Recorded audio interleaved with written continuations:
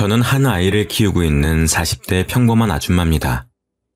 다른 나라에는 시집살이가 잘 없다고 하는데 왜 이렇게 우리나라에서만 심한지 아직도 잘 모르겠어요. 지금은 이혼을 했지만 안면몰수한 그 사람들을 생각하면 아직도 치가 떨립니다. 결혼하기 전까지는 몰랐다가 결혼 직후부터 저는 끔찍한 시집살이에 시달렸어요.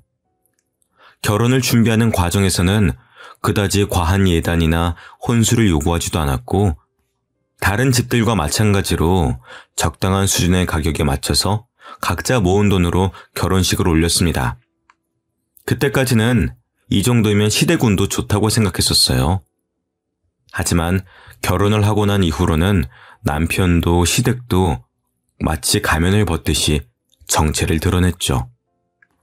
여기 가서 좋은 기운 좀 받아와서 아들 낳아야지. 이번 주말에 시간 괜찮지? 결혼 직후에는 아직 회사 생활을 하고 있었던 터라 주말에는 쉬고 싶었지만 어머님은 매번 저를 찾아와서 주말마다 아이를 생기게 해준다는 절이며 명소들을 데려가셨습니다. 다녀오면 녹초가 되었지만 시댁까지 어머님을 모셔다 드리고 와야 했어요. 사회생활을 하는 것만으로도 너무 지쳐 있었는데 주말마저 그렇게 빼앗겨 버리니 오히려 몸이 안 좋아졌습니다. 피곤이 누적이 되니까 감기나 잔병 치레들도 많이 했었고요. 그런데 어머님은 그런 저를 보고서 차라리 회사를 그만두고 집에서 몸을 챙기면서 아이를 가지는 게 어떻냐고 하셨습니다. 어차피 아이를 낳으면 회사는 그만둬야 되니까 일찍 그만두라는 거죠. 그런데 저는 아이를 낳고서도 일을 그만둘 생각이 없었습니다. 맞벌이를 해도 아이를 부족하지 않게 키우는 게 될까 말까인데 남편 혼자 벌어오는 돈으로는 빠듯해도 너무 빠듯할 게 눈에 선했거든요. 거기다 남편보다 제가 월급도 많았었는데 그만둬도 남편이 그만두는 게 맞았죠. 하지만 이런 생각을 입 밖으로 꺼내면 어머님이 까무러칠 게 분명하니까 속으로만 생각을 하고 있을 수밖에 없었습니다. 하지만 어머님은 틈만 나면 얼른 회사를 그만두라면서 저를 닥달하셨고 저는 겉으로는 알겠다고 하면서 그냥 계속 회사를 다닐 생각이었어요. 그런데 어머님은 제 상상을 뛰어넘으시는 분이셨습니다. 제가 연차를 쓴 날에 직접 회사로 찾아오셔서는 저희 팀장님까지 찾아가셔서 저 대신 사직서를 내려왔다면서 사직서를 내고 제 짐까지 모두 들고 오신 거예요. 팀장님도 당황하셔서 저에게 연락을 주시지 않았다면 아무것도 모를 뻔했죠. 저도 너무 놀라서 급하게 회사로 갔을 때는 이미 어머님이 제 짐을 들고 가버리신 후였습니다. 그 모습을 직장 동료들이 다 봤다고 하니 너무 창피해서 고개를 들 수가 없겠더라고요. 나는 우리한테 알게 모르게 불만이 쌓여서 그런 건 줄 알았어. 그럴 리가요. 일단 사직서는 버려주세요. 너무 죄송해요. 저도 어머님이 이렇게까지 하실 줄은 상상도 못했어요. 그래, 어머님이랑 이야기 잘해보고 어차피 사직서는 양식이 엉망이라서 수리가 안 돼. 걱정 마. 그날 다른 팀원과 팀장님에게 몇 번을 사과했는지 기억도 안 납니다. 어머님, 저한테 말도 없이 그렇게 무작정 회사로 가시면 어떡해요? 네가 하도 회사를 안 그만둬서 그렇지 뭘 그렇게 꾸역꾸역 다니려고 해? 저 꾸역꾸역 다니는 거 아니에요. 계속 일하고 싶어요. 아이 낳는다고 해도 저는 일 그만둘 생각이 없어요. 그럼 애는 누가 돌봐? 엄마가 이렇게 무책임해서 되겠어? 물론 저도 아이 낳으면 육아휴직도 쓸 거예요. 아직 태어날지도 모르는 아이 때문에 회사를 그만두고 싶진 않아요. 그러니까 다음부턴 그러시지 마세요. 뭐라고? 애는 안 낳을 거야? 회사를 다닌다고 아기를 안 가질 거라는 말은 아니잖아요. 그거나 뭐가 달라? 시어머니랑은 도무지 말이 안 통하더라고요. 결국엔 제가 죄송하다는 말로 끝이 났습니다. 여보, 어머님이 오늘 우리 회사까지 찾아가셔서 사직서까지 나 대신 내셨대. 뭐라고? 엄마가 어떻게 거기를 알고 찾아가셨는데? 회사 이름이랑 부서는 알고 계시니까 로비에서 물어보셨겠지. 당신이 좀 말려봐. 어머님이랑은 도무지 말이 안 통해. 내가 엄마를 어떻게 말려. 오늘 당신이 말했으니까 더는 안 그러실 거야. 하지만 어머님은 다시 회사를 찾아오지만 않으셨을 뿐 매일같이 전화를 하셨습니다. 매번 회사는 언제 그만둘 거냐라는 말로 1시간을 넘게 끊지 않고 저를 괴롭히셨죠. 그렇게 몇 개월을 넘게 시달리고 있었는데 저희에게 아이가 찾아왔습니다. 아이가 생겼다는 말을 하면 또 당장에 회사를 찾아갈 기세여서 한동안은 밝히지 않다가 6개월이 지났을 때쯤 출산 휴가를 내고 어머님께 말씀드렸죠. 아이가 생겼다고 하니 엄청 기뻐하시더라고요. 그 이후로 어머님은 임신한 사람한테 좋다는 건 다 해주셨습니다. 아이를 낳으려면 몸이 튼튼해야지. 요즘에는 다들 몸이 약해서 그렇게 그 제왕절개라는 걸 한다더라. 응? 그렇게 애를 쉽게 낳으면 정이 생기겠어? 넌 무조건 자연분만할 거지? 네, 저도 최대한 자연분만으로 하고 싶죠. 그렇지? 아유, 너는 그래도 생각이 똑바로 박혀서 좋네. 저도 물론 몸이 따라준다면 자연분만을 생각하고 있었습니다. 하지만 그게 제 마음대로 되는 것도 아니고 결국에 제왕절개를 해야만 했었죠. 20시간이 넘는 진통 중에 도저히 안 될 것 같아 유도 분만을 했었지만 그것마저 실패해서 제왕절개 수술을 빨리 들어가야 되는 상황이었어요. 하지만 어머님은 그때까지도 고집을 꺾지 않아서 한바탕 난리가 벌어졌죠. 조금만 더 기다려봐요. 유도분만 주사까지 맞았으니까 애가 나오겠죠. 이미 기다릴 대로 기다렸습니다. 더 이상은 위험합니다. 네, 선생님. 얼른 수술해주세요. 이러다 저희 애부터 죽겠어요. 사돈, 너무 성급하신 거 아니에요? 조금만 더 기다려봐요. 지금이 몇 시간째예요. 당신네들 손자 때문에 우리 애 죽일 셈이에요? 죽이다뇨. 옛날에는 자연분만 집에서도 하고 다 아무렇지도 않았었는데 왜 쟤만 저렇게 난리를 떨어요? 괜히 엄살 부리는 거 아니에요? 그리고 사돈 손자이기도 해요. 사돈, 지금 그게 20시간을 넘게 배 아픈 애한테 할 소리예요? 선생님, 그냥 무시하고 수술해주세요. 더는 우리 딸 아픈 꼴 못 보겠습니다. 결국 남편은 그 사이에서 이러지도 저러지도 못하다가 부모님들끼리의 싸움으로 번졌고 저희 부모님이 일단 얼른 수술해달라며 재촉한 덕분에 무사히 아이를 낳을 수가 있었습니다. 거기다 아이를 낳고 나니 저는 도로 찬밥 신세가 되어버렸습니다. 아직 몸이 퉁퉁 부어서 앉는 것도 힘들었었는데 어머님은 제 병실을 떠나질 않으셨습니다. 그래서 애는 또 언제 볼 수 있다니? 병실에는 언제부터 같이 있을 수 있대? 그건 조금 있다가 간호사분 들어오시면 물어볼게요. 그렇게 멍하니 있지 말고 운동도 할 겸 직접 가서 물어보고 와. 네가 그렇게 게으르니까 애도 한 번에 못 낳고 수술까지 한 거야. 이인실을 혼자 쓰고 있는데 몸도 건강하신 어머님은 굳이 저를 시켜 먹으려고 하셨습니다. 거기에 대답할 힘도 없어서 침대에 축 늘어져만 갔죠. 아이가 태어난 지 3일쯤 지나서 제 병실에 함께 있기 시작하니 불편함은 극에 치달았습니다. 시어머니는 손주가 그렇게 좋으신지 하루 종일 아이만 보고 계셨었고 신우이는 담배를 피우고 제 병실로 들어와 냄새를 풀풀 풍기면서 아이 옆에 있었죠. 형님, 갓난아이도 있는데 담배 피우시고 1시간 정도는 냄새 빼시고 들어오시면 안 될까요?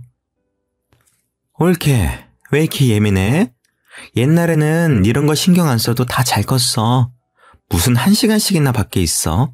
옳게, 유난 떨지 마. 신우이는 결혼도 안 하고 아이도 낳아본 적이 없으니 제 말을 이해를 못 하더라고요.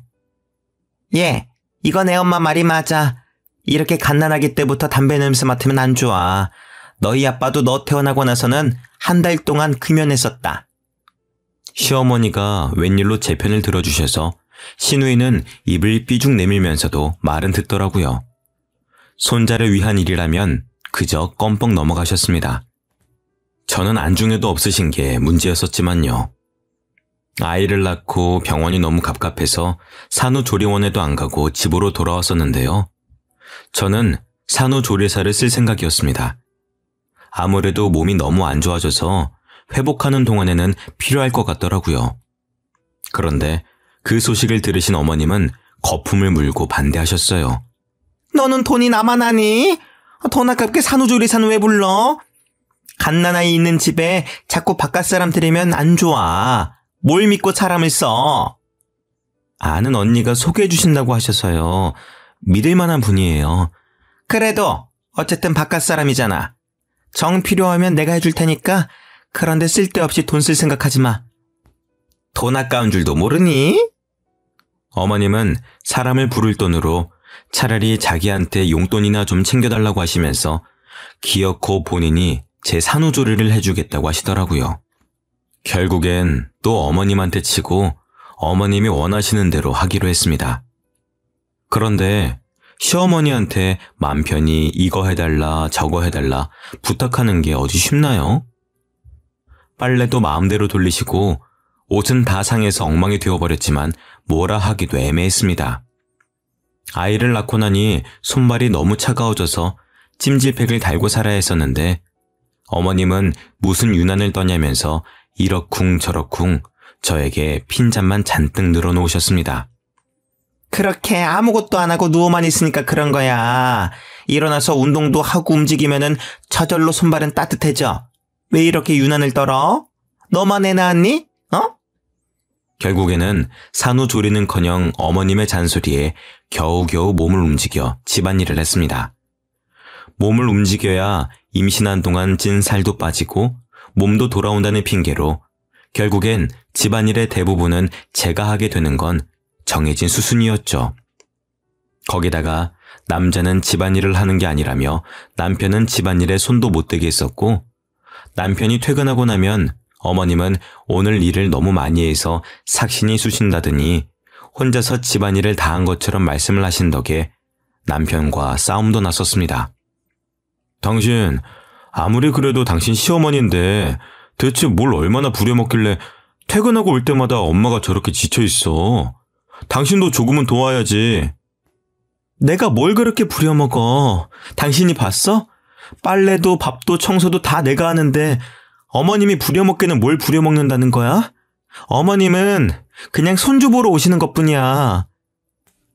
당신은 도와주러 오신 분한테 꼭 그런 식으로 말을 해야 되겠어? 오신 김에 손주도 보시는 거겠지. 과장해서 말하지 마. 엄마 힘든 거 뻔히 보이는데 왜 거짓말을 해? 남편은 제가 힘들어서 살이 쪽쪽 빠지는 건 안 보이는지 어머님 편만 들고 있더라고요. 결국엔 몇 번의 싸움 끝에 산후조리사도 어머님도 안 부르는 걸로 합의했습니다. 그런데 산후조리를 제대로 못하니까 손목이며 골반뼈까지 너무 아프더라고요.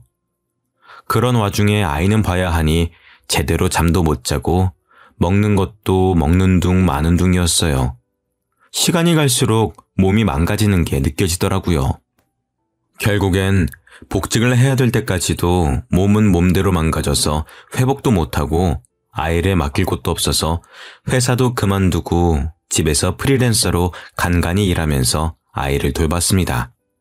집안에서 담배를 뻑뻑 피워대는 시누이가 있는 시댁에 아이를 맡길 수도 없는 노릇이었어요. 남편에게 육아휴직을 내라고 하고 싶었지만 회사가 작으니 그런 휴가도 쓰는데 눈치를 주더라고요. 결국엔 남편이 돈을 벌고 저는 강제로 주부가 되어버렸습니다. 남편 혼자 회사에 다니기 시작하면서 저는 혼자 독박 육아를 해야 됐어요. 복직을 할 예정일 때와 돌아갈 곳이 사라지고 나니 남편의 태도가 완전히 바뀌더라고요. 당신은 집에서 살림만 하면서 집 반찬이 이게 뭐야? 나도 애 보느라 정신없어. 이 정도 반찬이라도 해놓은 게 다행인 줄 알아.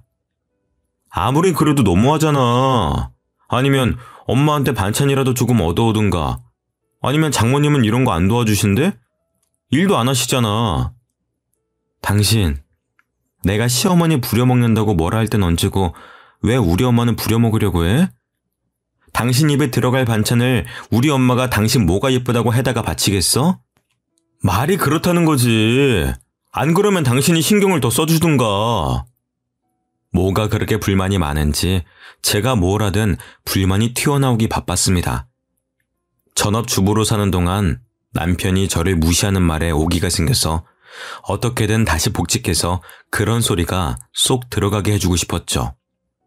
그래도 2년쯤 지나서 아이가 어린이집을 다니면서 조금 여유가 생겼어요. 낮에 혼자 있는 시간에는 물리치료라도 받으면서 몸을 회복하려고 했습니다. 저도 몸을 회복하고 회사도 복직하고 싶었거든요. 하지만 시어머니는 그것마저 불만이셨습니다. 너 저번에 산후조리사 쓴다고 할 때부터 알아봤다. 돈 쓰는 귀신이야 아주. 세상 사람들 다 너만큼은 아파. 고작 그런 걸로 무슨 물리치료야? 남편은 시어머니가 대놓고 저에게 뭐라고 하는데도 아무 생각 없이 있더라고요. 제 커리어도 무너지고 몸까지 망가져가며 아이를 낳았더니 그건 아주 당연하다는 듯 구는 게 너무 서러웠어요. 남편이 일을 벌려놓고서는 결국 혼자 나몰라라 하는 것도 꼴보기 싫었죠. 제가 경제력을 잃으니 다들 저를 더 만만하게 생각하기 시작했었거든요. 특히 시누이는 아이를 낳고 난 이후로 저희 집에 불쑥불쑥 찾아왔었습니다. 시누이는 공무원을 준비한다면서 나이 40 가까이 시댁에 얹혀 살면서 시험을 준비하는데 시부모님이랑 싸우고 나면 꼭 저희 집에 오더라고요. 옳게 내 말 좀 들어봐. 우리 엄마지만 남의 사정은 신경도 안 쓰고 너무 자기 생각만 하지 않아? 옳게도 그렇게 생각하지? 처음에는 뭣도 모르고 시누이의 말을 들어주면서 어머님 욕에 호응했다가 나중에 어머님이랑 화해하고 나서 그걸 어머님한테 다 일러바치더라고요. 결국엔 고부 갈등의 골만 깊어질 뿐이었습니다. 그런 일들이 반복되면서 그냥 시누이가 엉엉 울면서 찾아와 자기 멋대로 어머님을 욕하고 있으면 아무런 호응도 해주지 않고 실컷 떠들게 내버려뒀어요. 중간에 아이가 깼다는 핑계로 방으로 들어가기도 했지만 끝까지 자기 할 말만 하면서 밤새도록 저를 붙잡고 있었습니다. 남편은 자기 누나인데 다음날 출근을 해야 한다는 핑계로 매번 먼저 자리를 피했고 결국 시누이가 오는 날은 잠도 제대로 못 자고 다음날 시누이가 어질러 놓은 걸 치우느라 피곤함이 2배는 더 몰려왔습니다.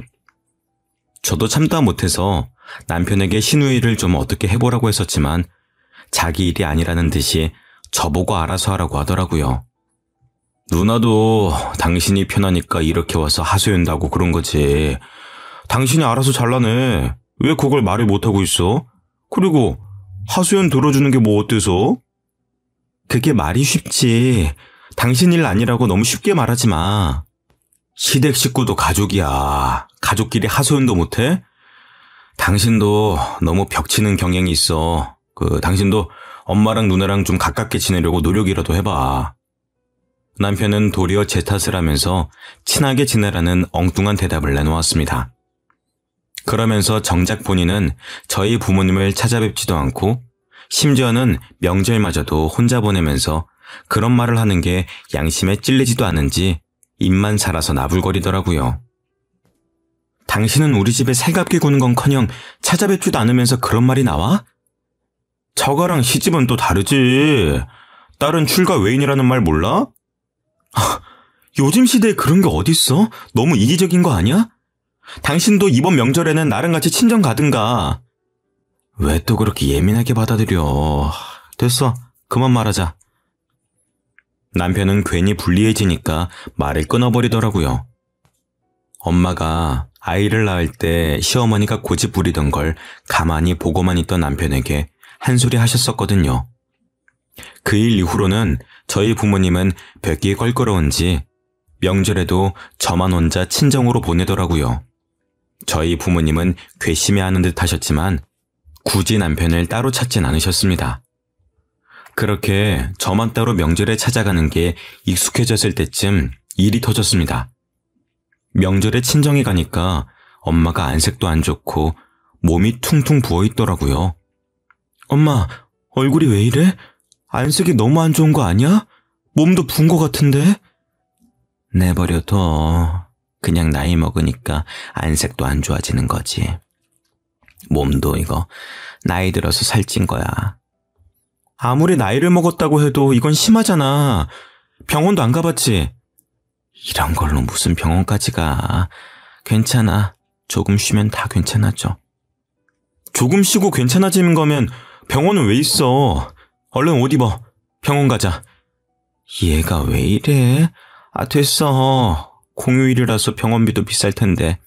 나중에 연휴 끝나고 내가 가볼 테니까 얼른 앉아.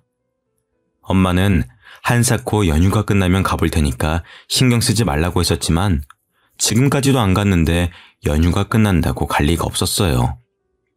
결국엔 엄마를 억지로 일으키다시피 해서 병원으로 향했습니다. 그런데 병원에서 가보니 응급실에서도 저희 엄마 상태를 보고 몇 가지 질문을 하더니 표정이 심각해져서는 검사를 한번 받아야 될 것 같다고 하더라고요. 아유, 됐어요. 여기서 주사 한 방 맞으면 다 괜찮아질 텐데 뭘 그렇게까지 해요. 엄마는 괜히 의사가 쓸데없는 검사를 한다면서 제 말도 듣지 않으셨죠. 그래도 이왕 여기까지 왔는데 검사 받아보기나 하자. 그래요. 아빠 말이 맞아. 엄마 지금 피곤해서 그런 게 아니라니까? 엄마는 결국 아빠와 제가 설득에 설득을 거듭한 후에야 검사를 받아보셨습니다. 검사를 해본 결과 엄마가 신장 기능이 너무 떨어져서 투석을 받아야 된다고 하더라고요. 지금까지 어떻게 참으셨어요? 혈뇨도 보시고 몸이 안 좋은 걸 느끼셨을 텐데. 저는 그냥 나이 들어서 그런 줄 알았죠. 많이 심각한 건가요? 당장 투석 일정부터 잡아야 될 것 같습니다. 일단 입원하셔서 이번 주부터 일단 투석 들어갈게요. 이번 주부터요? 병원 왔다 갔다 하면서 받는 거 아닌가요? 그건 환자분들 상태마다 다른데 환자분은 상황이 심각하셔서 일단 입원하셔야 됩니다. 신장 이식 받으시면 제일 좋은데 혹시 가능하신 분 있으신가요? 저요. 제가 할게요. 너는 몸도 안 좋은 애가 무슨 이식이야. 내가 할게. 너희 엄마 이렇게까지 될 동안 몰랐던 나도 책임이 있어. 아빠와 저는 서로 자기가 이식을 하겠다며 나섰었지만 검사 결과 저희 둘 다 부적합 판정을 받았습니다. 아빠는 당뇨가 있으신 데다 저도 신장 기능이 떨어지는 편이라 이식이 안 된다고 하더라고요. 괜히 제가 몸 관리를 못해서 이식을 못 해드린다는 마음에 너무 죄송했습니다. 안 맞을 수도 있지. 그게 어디 네 마음대로 되는 거니? 신경 쓰지 마. 엄마는 신경 쓰지 말라고 하셨었지만 그게 어디 마음이 편하겠어요? 명절 내내 엄마와 아빠와 병원에서 생활하다가 축 처진 채로 집으로 돌아갔습니다. 안 좋은 일이 있었다는 게 얼굴에 다 드러났는지 남편이 웬일로 친정에서 있었던 일들을 묻더라고요. 당신 처가에서 무슨 일 있었어? 왜 이렇게 표정이 안 좋아? 엄마, 병원에 입원하셨어. 입원? 갑자기? 어디가 안 좋으신 건데? 사고라도 당하신 거야? 신장이 안 좋으셔서 신장 이식자 구할 때까지 투석 받으셔야 된대. 당신이나 장인어른 신장은 안 맞대? 당연히 다 검사해 봤지. 아빠는 당뇨라서 안 되고 나는 신장 기능이 떨어진대. 그럼 이식은 누구한테 받으실 수 있는데? 기증자 기다려야지. 빨리 나타나야 할 텐데. 남편은 제가 기증자를 기다린다는 말에 입을 꾹 다물더라고요. 괜히 제가 남편에게도 검사를 받아보라고 할까봐 그러는 게 뻔히 보였어요. 그리고 며칠이 지나고 남편은 괜히 찔렸는지 병문안을 가자고 먼저 이야기를 꺼내더라고요. 그래도 병문안은 가봐야지. 병원이 어디라고 했지? 나 퇴근하고 같이 가자. 그리고 병문안을 가보니 남편이 왜 병문안을 가자고 했는지 알 것 같았습니다. 장모님 소식 듣고 제가 얼마나 놀랐는데요. 몸은 괜찮으세요? 괜찮아. 뭘 그렇게 걱정을 해. 신경 쓸 필요 없어. 마음 같아서는 제 신장이라도 이식해드리고 싶었는데 얼마 전에 회사에서 건강검진을 해보니까 저도 당뇨가 조금 있더라고요. 도움이 못 돼드려서 죄송해요. 남편은 혹시나 제가 신장 이식을 해달라고 말을 꺼낼까봐 먼저 선수를 치려고 병문안을 온 거였습니다. 어찌나 안타까운 척을 잘하는지 깜빡 속아 넘어갈 뻔했죠. 검진 결과서라도 들고 오라고 따지고 싶었지만 괜히 몸도 안 좋은 엄마 앞에서 목소리를 높여봤자 좋을 게 없으니 꾹 참고만 있었습니다. 남편은 제가 이럴 거라는 걸 알고 저희 부모님이 계신 자리에서 말을 한 것 같았어요. 그래야 나중에 남편이 이식을 해준다고 해도 몸이 안 좋은 사람에게 못할 짓이라며 안 받으실 테니까요. 남편이 이런 데는 머리를 잘 굴리더라고요. 그런데 1인실이라 그런가 아버님 짐도 꽤 많아 보이시네요. 입원하고 난 이후로는 그냥 나도 여기서 같이 지내고 있어. 집은 가끔씩 옷만 새로 가지러 갈 때 가고 나머지는 그냥 여기서 살고 있지. 병문안을 갔다가 돌아오는 길에 남편이 하는 말은 어이가 없었습니다. 근데 장인어른하고 장모님 두 분이 일도 안 하시는데 1인실 비용은 어떻게 감당하시려고 저렇게 대책도 없이 떡하니 잡아놓으신 거야? 미리 말하는데 난 병원비 못 보태드려. 남편은 혹시나 자기에게 도움을 청할까봐 걱정이 됐었는지 이리 차단을 해버리더라고요. 어처구니가 없었습니다. 저희 부모님이 일을 안 하시긴 했지만 살고 있는 빌라 건물주이시거든요. 그 빌라 말고도 다른 건물 2개가 더 있으시고요. 젊은 시절에 악착같이 모아서 저 다 키워놓으시고 재테크 하시던 게 대박이 나셔서 그제서야 건물도 몇 채 사놓고 겨우 노후 자금을 모으시기 시작하신 정도였어요. 그러니 돈을 안 쓰시는 게 습관이 되셔서 병원에도 안 가려고 하시고 겉보기로만 봐서는 건물주라는 걸 모를 정도였거든요. 어차피 빌라도 관리를 해야 되니까 그 건물에서 살고 계신 거였는데 남편은 그걸 보고 저희 집이 가난하다고 믿고 있는 것 같았습니다. 당신이 보태줘봤자 뭐 얼마나 보태줄 수 있다고 그렇게 말해? 애초에 당신한테 손 벌릴 생각도 없었어. 그러면 말고 당신 나중에라도 딴소리 할 생각하지 마. 당신이 먼저 그렇게 말한 거야? 남편은 퍽이나 걱정이 됐었는지 끝까지 돈은 못 보탠다는 말을 하더라고요. 어쩌다가 이런 남편을 만난 건지 제 자신이 너무 한심스러웠습니다.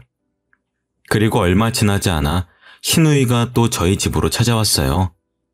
하지만 술도 마시지 않았고 밤이 아닌 아침부터 찾아왔다는 게 평소와 달랐습니다. 심지어는 손에 과일도 한가득 들고 왔더라고요. 형님, 이렇게 아침부터는 어쩐 일이세요? 왜? 올키가 혼자 집안일하기 힘들 테니까 내가 도와주려고 왔지. 그동안 신세진 것도 많은데 이렇게라도 갚아야 되지 않겠어? 신우이는 무슨 바람이 들었는지 저희 집에 들어와 처음으로 집안일을 도와주더라고요. 웬일로 조카 앞에서 담배 냄새도 다 털어내고 들어오는 모습에 뭔가 꿍꿍이가 있는 건가 의심부터 하기 시작했는데 역시나 제 예상이 맞아떨어졌습니다. 올케네 부모님 집 빈다면서? 소식 다 들었어. 병원에서 거의 사신다며. 네, 그런데 왜요? 그럼 올케 부모님 집은 비는 거 아니야? 다른 게 아니라 나도 이제 독립할 때가 된 것 같아서. 지금 뭘 말씀하시고 싶은 거예요? 저희 집이라도 빌려달라는 말씀이세요?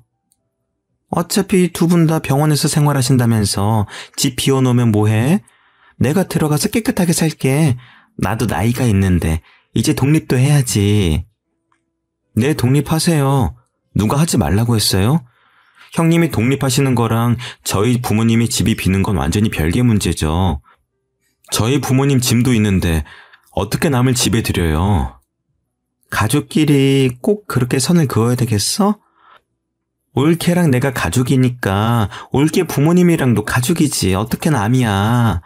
짐 있는 건 난 신경 안 쓰니까 괜찮아. 응? 가족이요? 그렇게 가족 운운하시는 거 안 부끄러우세요? 그렇게 가족 같은 사이인데 저희 엄마 병문안이라도 한번 오셨었어요? 신장 이식이라도 해주실 거예요?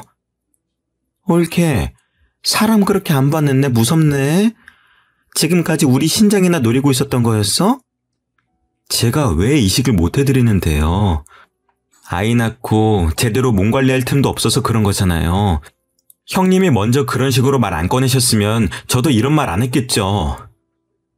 대체 사람이 어디까지 양심이 없으면 그런 생각이 가능한지 도무지 이해할 수가 없었습니다. 언제 회복하셔서 집으로 돌아오실 줄도 모르는 건데 무작정 그 집에서 살겠다는 게 제정신인가요?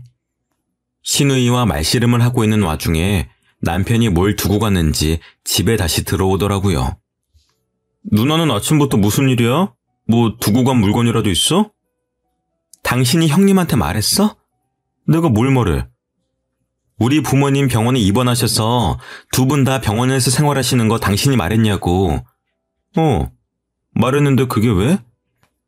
형님이 당신이 한 말 듣고 여기까지 와서 뭐라고 하시는지 알아? 그럼 이제 우리 부모님 집이 비니까 자기가 거기 들어와서 살겠다네? 저는 당연히 남편이 제정신이냐며 신우이에게 화를 낼 줄 알았습니다. 그런데 제가 사람 파악을 잘못해도 한참 잘못했던 거죠. 남편은 그럴 수도 있지 않냐면서 자기 누나가 돈 몇만 원 정도만 월세로 내고 그렇게 살면 저희 부모님도 조금이라도 돈을 받으니 좋지 않냐고 하더라고요. 저는 그렇게까지 남편의 인성이 개차반인 줄 몰랐습니다. 그럴 수도 있잖아. 어차피 비는 집이고 장모님 병원비도 한두 푼이 아닐 텐데 누나가 그 집 들어가서 한 달에 20만 원 정도만 보태드려도 이득 아니야? 너는 우리 엄마 몸이 안 좋아서 병원에 있다는 자각이 있긴 해? 거기 부모님 짐도 있고 언제 이식받아서 퇴원하실지도 모르는데 어떻게 거길 들어가서 살아? 솔직히 기증제 찾는 일이 그렇게 쉬운 일도 아니고 얼마나 오래 걸릴지도 모르잖아. 이런 식으로라도 내가 병원비를 보태주겠다는데 그것도 싫어? 그럼 말아. 난 병원비 안 보태. 누가 병원비 보태달래? 당신이 주는 푼돈 우리도 필요 없어. 누가 누구를 거지로 보는 거야? 당신 주제 파악이나 해. 형님, 독립이 그렇게 하고 싶으시면 여기서 살아요. 저는 더는 이 남자랑 못 살 것 같더라고요.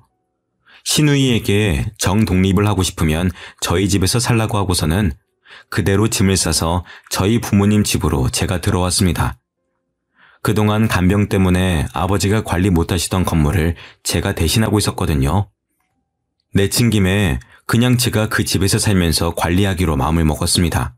그게 훨씬 편하니까요. 그렇게 집을 나온 후 시어머니에게는 또 전화가 끊이질 않았어요. 너는 애가 왜 이렇게 모난 구석이 많아? 그냥 넘어갈 일도 꼭 선을 그으면서 너 하고 싶은 대로 고집을 부려야 마음이 편해? 왜 이렇게 애가 이기적이야? 어머니, 대체 누가 이기적이라는 건데요? 그렇게 가족 같은 사이라고 하시면서 병문안 한 번 안 온 사람이 뻔뻔하게 집을 달라고 하는데 그걸 참아드려야 하는 거예요? 그게 그렇게 어려운 부탁이야? 그냥 사돈 퇴원하실 때까지 빌려주는 게 뭐 그리 어려운 일이라고 일을 이렇게 복잡하게 만들어? 집 나가면 끝이야! 집 나가면 끝인 게 아니라 끝이라서 집을 나온 거예요. 저는 이제 더 같이 살 마음 없어요. 이제 가족이 아니니까 집도 당연히 안 빌려줄 거고요. 부부 사이에 끝이 그렇게 쉽니? 너희 부모 닮아서 너도 생각이 없기는 마찬가지네. 돈이 없으면 눈치라도 있어야지. 너 이혼해도 위자료는 한 푼도 못 줘. 위자료요? 그깟 푼돈 저도 필요 없어요. 그리고 저희 부모님이 생각이 뭐가 없는데요? 돈도 없으면서 병원 1인실을 쓰는 게 생각이 있는 사람이니? 그러면서 나중에 돈 빌려달라고 할 게 뻔하지 뭐. 쓸데없는 걱정하지 마세요. 저희 집에 차고 넘쳐나는 게 돈인데 남편 도움은 필요 없어요. 돈 빌려달라고 하지 않을까 걱정하던 건 저희 부모님이었다고요. 시어머니와의 전화를 끊고 얼마 지나지 않아 남편이 찾아왔습니다. 당신 정말 이런 일로 이혼하겠다는 거야? 당신 이혼이 그렇게 쉬워? 우리 애는 어떡하고? 안 쉬우니까 지금까지 참아준 거야. 당신 같은 사람 손에 애를 어떻게 맡겨? 당신 이런 식으로 나오면 위자료고 양육비고 한 푼도 못 받을 줄 알아? 당신이 위자료든 양육비든 줘봤자 얼마나 준다고 유세를 부려? 제 말에 남편은 자기가 예상한 반응과 다르게 나오자 당황한 것처럼 보였습니다. 당장 이혼 서류에 사인해. 나는 다 해놨으니까 당신만 사인하면 돼. 남편은 아무렇지 않은 척하며 보란듯이 제 눈앞에서 서류에 사인을 해버리더라고요. 그렇게 저와 남편은 이혼을 하고 법원을 나서는 길에 아빠가 저를 데리러 오셨습니다. 엄마가 아픈 후로 아빠는 엄마가 퇴원하면 여기저기 함께 다니실 거라고 비싼 외제차를 뽑아서 운전 연습 겸 시내 곳곳을 돌아다니셨었거든요. 남편은 아빠가 외제차를 몰고 나타나는 걸 보고 어안이 벙벙이 하면서 저를 붙잡더라고요. 장인어른이 어떻게 외제차까지 사고 다니시는 거야? 내가 말했잖아. 당신이 주는 푼돈은 필요 없다고. 부모님이 사는 그 빌라 전체가 아빠 명이야. 그거 말고도 건물이 더 있는데 당신은 그것도 모르고 누가 누굴 걱정한 건지. 다시는 우리 눈앞에 띄지 말게. 못난 사위도 사위라고 마음에 안 들어도 다 참아주고 있었더니 정도껏 해야지. 장인어른, 건물 가지고 있으셨다는 것 정말입니까? 왜? 이제서야 우리 재산을 들으니까 후회가 되나? 이미 기회는 지나갔어. 다시는 우리 집 사람들 눈에 띄지 말게. 알겠어? 이미 끝난 마당에 그게 진짜면 어떻고 아니면 어떡하게? 멍청하면 착하기라도 하든가. 어쩜 이렇게 하나같이 다 뒤떨어지는지. 제가 남편을 보며 비웃어주자 남편은 어안이 벙벙해서 그 자리에서 굳어버리더라고요. 저는 그런 남편을 두고 아빠의 차를 타고 그 자리를 떠났습니다. 그 이후로 상황 파악이 뒤늦게 끝난 건지 남편은 매일같이 전화를 걸어댔어요. 제가 전화를 받지 않으면 구질구질하게 문자까지 남기면서 다시 합치자고 했습니다. 여보, 내가 그동안 생각을 잘못했어. 장모님 신장이식 검사 한 번 더 받아볼게. 가족이어야지 이식 심사도 잘 통과되잖아. 그러니까 우리 재결합하자, 어? 엄마가 이식 결정이 나지 않았더라면 저도 그 말에 흔들렸을지도 모릅니다. 재결합하고 다시 이혼해서 위자료든 돈을 뜯기는 한이 있어도 엄마만 다시 건강해진다면 그 값을 지불할 생각은 당연히 있었죠. 하지만 남편이 그렇게 구질구질하게 굴 때쯤 뇌사자의 신장을 이식받기로 했습니다. 엄마는 운이 좋게 그 기증자분의 신장을 이식받을 수가 있었고 무사히 퇴원까지 할 수가 있었습니다. 그 사실을 아이에게 들었는지 아이와 만난다는 핑계로 자꾸 저와 만나려고 하더라고요. 시우도 어린데 부모가 같이 있는 환경에서 키우는 게 낫지 않겠어? 시우도 우리가 같이 살았으면 좋겠다고 하던데 엄마로서 그걸 모르는 척 할 거야? 당신 시우 핑계 대면서 재결합은 꿈도 꾸지 마. 자꾸 그러면 시우도 못 만나게 할 거야. 어떻게 그렇게 매사에 매정하게 말을 할 수가 있어? 너는 애가 불쌍하지도 않아? 너 같은 아빠는 필요 없어. 너 이혼하기 전까지 애랑 같이 시간을 보낸 적이 있긴 해? 그동안 일한다는 핑계로 주말에도 잠만 자고 아이랑 말도 잘 안 했으면서 아빠 자격도 없어 넌. 아빠 자격? 내 애야. 내 핏줄인데 자격이 뭐가 필요해? 당신 애 만날 때마다 같이 살고 싶다고 말하라고 시키는 거 모를 줄 알았어? 애도 눈치가 빨라서 당신이 애정이 있어서 그렇게 말하는 건지 아닌지 다 알아. 참내 애가 뭘 안다고. 시우가 진짜 그렇게 말했어? 그럼 내가 들은 것도 없이 막무가내로 찔러보는 거겠니? 내가 너같이 멍청한 줄 알아? 그러니까 애라도 보고 싶으면 다시는 개수작 부리지 마. 한 달에 한 번 만나는 것만 지키면 되는 걸 애가 보고 싶다는 말에 기껏 아이를 보내줬더니 매번 재결합에 눈이 멀어서 애를 이용하더라고요. 자기 아빠만 만나고 들어오면 아빠는 자기를 사랑하지 않는다며 기가 죽어서 들어와서는 있었던 일들을 말하는데 그걸 듣고 있자니 저도 점점 인내심이 바닥을 치고 있었거든요. 그래서 저도 한 번은 화가 나서 아이를 따라 나가서 직접 말을 한 거였습니다.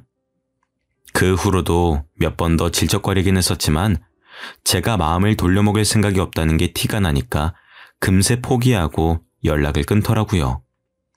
어이가 없었지만 엄마도 건강을 되찾으니 액땜했다 생각하고 있습니다.